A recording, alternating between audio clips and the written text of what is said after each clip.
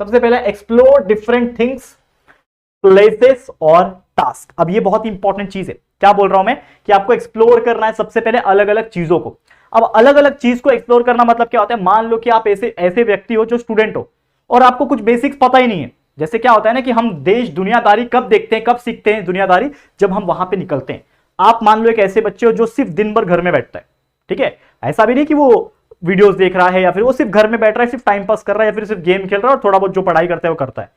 तो ना तो उसको बाहर के लोगों से कैसे बात करना है वो नहीं आएगा। मैंने कई सारे ऐसे स्टूडेंट्स को देखा है जो 10वीं तक चले जाते हैं और उनको किसी एक इंसान से, कोई रिलेटिव उनके घर पे आ जाए बात करने के लिए, तो वो डर के मारे उनके सामने खड़े नहीं होते, ताकि यार उनसे बात करना पड़ेगा, अगर वो कुछ पूछेंगे तो मैं क्या जवाब दूं, मेरे को तो आते ही नहीं है बात करने, वो चुपचाप किसी कमरे में बैठ जाते हैं। तो आप में से ऐसे कितने लोग हैं जो शर्माते हैं, जो शाय फील करते हैं, जो लोगों से इंटरेक्शन करने के लिए डरते हैं, टीचर से, अपने दोस्त से, कोई बड़े स्टैंडर्ड में कोई सीनियर्स होंगे उनसे, या फिर कोई आपके फादर या मदर के कोई फ्रेंड आ गए तो उनसे। तो अगर आप घबराते हो तो कहीं ना कहीं आपको आगे आने वाले समय में बहुत ज्यादा हार्ड लगेगा, क्योंकि क्या होता है ना, ऐसे बच्चे जो ज्यादा इंट्रोवर्ट होते हैं, ज्यादा शाय फील करते हैं और एक्सप्लोर नहीं करते अपने आप को प्रेजेंट नहीं करते हैं, वो कहीं ना कहीं थोड़े शाय किस्म के रहते हैं और कहीं ना कहीं लाइफ में बहुत अच्छा परफॉर्म नहीं कर पाते। हाँ, ऐसे भी उसमें से बहुत सारे लोग होते हैं जो अंदर ही अंदर इतने चालाक होते हैं कि वो मतलब फोड़ देते हैं बहुत सारी चीजों में, लेकिन मैं उनकी बात नहीं कर रहा हूं। ज्यादातर बच्चे जो है वो अपने आप को प्रेजेंट नहीं कर पाते, तो आपको प्रेजेंटेबल बनाना है अपने आप को, यानी कि अलग अलग चीजें करनी है। दूसरा, अलग अलग चीज पे आप प्लेसेस पे आप जा सकते हो।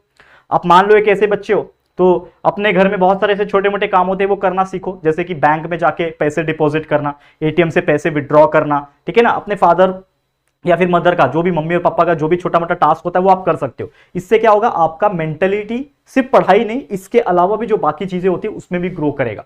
बहुत सारे ऐसे बच्चे देखे हैं 12वीं तक के बच्चे होते हैं, उनको बोल दो यार एटीएम से पैसे निकाल के ला, वो बोलेगा कि कैसे निकालते हैं, वो घबराते हैं थोड़े कि यार कुछ गड़बड़ हो गया तो मेरे से कुछ ये हो गया। तो यार छोटी छोटी चीजें सीखो, ट्रैवलिंग करना सीखो। जो लोग मुंबई में रहते हैं, ठीक है, जैसे मैं जब छोटा था ना तो 9-10 की उम्र से मैंने लोकल ट्रेन में ट्रैवल करना शुरू कर दिया था, मुंबई लोकल। अब आपको पता है मुंबई लोकल दिखने में हार्ड लगता है लेकिन बहुत डिफिकल्ट है। यार ये कौन सी ट्रेन, विरार जा रही है, विरार साइड वाली ट्रेन है, दहानू साइड वाली ट्रेन है, या फिर ये बोरीवली साइड की ट्रेन है, या फिर चर्चगेट वाली ट्रेन है, या फिर अगर आप ईस्टर्न मतलब सेंट्रल लाइन में अगर आप रहते हो, मतलब नवी मुंबई साइड रहते हो, सेंट्रल लाइन में, हार्बर लाइन में रहते हो, तो वहां पे तो और कंफ्यूजन होता है, ठीक है ना। थाने साइड रहते हो, मुलुंड साइड, कल्याण साइड रहते हो, ठीक है, घाटकोपर साइड, बहुत कंफ्यूजन होता है। तो ये छोटी छोटी जो चीजें होती है ना उसको करो। ट्रैवल जब करोगे तो ऑटोमेटिकली जब थोड़े बड़े हो जाओगे, जब इंजीनियरिंग वगैरह में कहीं दूर कॉलेज मिला एडमिशन है, तो ट्रैवल कैसे करोगे, तब बच्चे घबराते हैं। तो ये सब चीजें आप करो, अलग अलग प्लेसेस करो, अलग अलग टास्क अगर आप करने लगोगे तो कहीं ना कहीं आपका ओवरऑल इंटेलिजेंस बढ़ेगा, क्योंकि सिर्फ किताबी भाषा पढ़ने से इंटेलिजेंस नहीं आता दोस्तों, बाकी चीज करने से भी इंटेलिजेंस आता है। देश दुनिया में क्या हो रहा है, आपके दोस्त क्या कर रहे हैं, आपके सीनियर्स क्या कर रहे हैं, ठीक है ना, कहां कहां क्या चीज मिलती है, ये सभी चीज पता लगाना भी इंटेलिजेंस होता है। तो ये आप सबसे पहला काम कर सकते हो। दूसरा चीज क्या है, try to solve mind games. अब आपको अपना मेमोरी शार्प करना है, इंटेलिजेंस लेवल वैसे भी बढ़ता है, तो आप माइंड गेम्स खेल सकते हो। अब माइंड गेम मतलब ऐसा नहीं जो सीरियल में दिखाते हैं कि यार इससे ये बदला लेंगे, उससे बदला लेंगे, वो वाला माइंड गेम की बात नहीं कर रहा हूं मैं। माइंड गेम खेल रहा हूं कि एक्चुअल में कुछ गेम्स ऐसे बनाए होते हैं जिसमें आपका दिमाग का इस्तेमाल होता है, जैसे कि बहुत सारे पजल्स होते हैं, ठीक है ना, सुडोकू, पजल्स, ऐसे कई सारे और भी बहुत सारे गेम्स होते हैं जिसमें आपका दिमाग लगाना पड़ता है। आजकल तो बहुत सारे गेम्स आ गए जो वर्ड्स, 4 वर्ड्स बताने हैं, ये 4 वर्ड्स कौन से आ सकते हैं, एक वर्ड्स दिया रहेगा, इसमें से कितने वर्ड्स बन सकते हैं वो बनाओ। तो ऐसे बहुत सारे मोबाइल में भी बहुत सारे गेम्स आ गए हैं, स्मार्टफोन्स में, कंप्यूटर में ऐसे गेम्स आ गए हैं जिसके खेलने से आपका दिमाग जो है और सोचने समझने की शक्ति जो है आपकी वो बढ़ती है। तो आप जरूर से वो चीज करो जब भी समय मिलेगा तब, ऐसा नहीं कि पूरा दिन दिन भर वही बैठ के कर रहे हो तो पढ़ाई पीछे छूट जाएगी। तो वो भी एक इंपॉर्टेंट चीज है, लेकिन वक्त निकाल के एटलीस्ट हाफ एन आवर, 1 घंटा, जो भी आपको एक्स्ट्रा समय मिल रहा है उसमें आप वो एक्स्ट्रा काम कर सकते हो। तीसरा चीज ये है कि do brain exercise, do your brain exercise, दिमाग की कसरत।